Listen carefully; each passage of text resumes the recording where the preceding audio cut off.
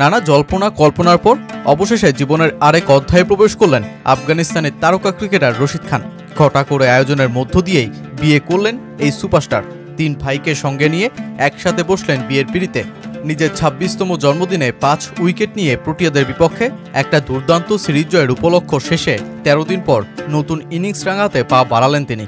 রশিদ খানের বিয়ে নিয়ে তো ভক্ত সমর্থকদের মধ্যে এতদিন কৌতূহলের শেষ ছিল না। বিশ্বকাপ জিতেই বিয়ে করবেন রশিদ খানের এমন কথাও সামাজিক যোগাযোগ মাধ্যমে ছিল আলোচনার কেন্দ্রে।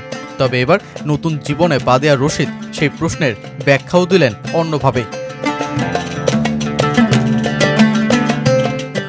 আফগানিস্তান ক্রিকেটের সবচেয়ে জনপ্রিয় তারকা ক্রিকেটার নিঃসন্দেহী রশিদ খান। সম্ভবত দেশটির সবচেয়ে কাঙ্ক্ষিত ব্যাচেলরও হয়ে উঠেছিলেন তিনি। তাই দীর্ঘ কালক্ষেপণ শেষে রশিদ বসলেন বিয়ের পিঁড়িতে, তাও সাথে 3 ভাইকে নিয়েই। গতকাল আফগানিস্তানের রাজধানী কাবুলে ইম্পেরিয়াল কন্টিনেন্টাল হোটেলে রশিদ ও তার 3 ভাই আমির খলিল, জাকিউল্লাহ ও রাজা খান সারেন শুভ কাজ। পাকিস্তানের পেশোয়ারের একটি শরণার্থী ক্যাম্পে জন্ম। এরপর নানা চড়াই উতরাই পার করে রশিদ শুধু আফগানিস্তানি না, গোটা ক্রিকেট বিশ্বেরই বনেছেন তারকা। তাই তাকে নিয়ে সমর্থকদের আলোচনার গল্প তো মুখে মুখে।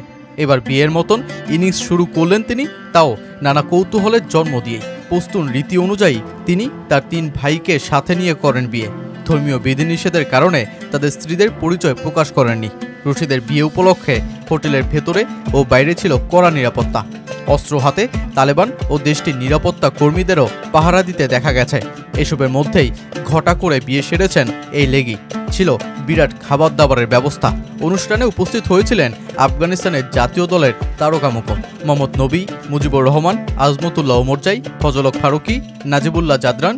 আফগান বোর্ডের চেয়ারম্যান ও প্রধান নির্বাহী উপস্থিত হয়েছিলেন রশিদ খানের বিয়েতে।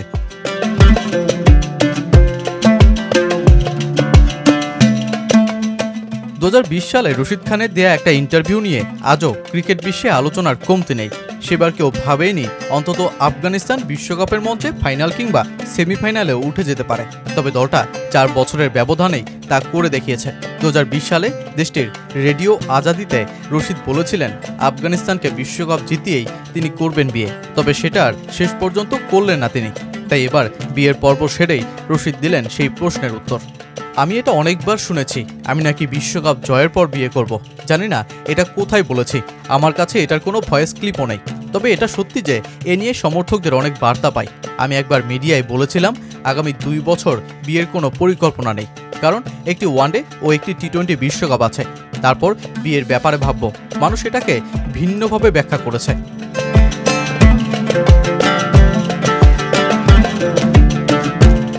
তবে সে যাই হোক, জন্ম, মৃত্যু, বিয়ে, জীবনের এই 3 বিধাতার দ্বিতীয় পর্বটিতে পা দিয়েছেন রশিদ খান। ক্রিকেট মাঠের ব্যাটে বলের দুনিয়ায় রশিদ যেমন নিজেকে রাঙিয়ে তুলেছেন, তেমনি তার সংসার জীবনও হোক সুখের। অন্তত এমন প্রার্থনাই তো রশিদের প্রতি থাকবে সমর্থকদের।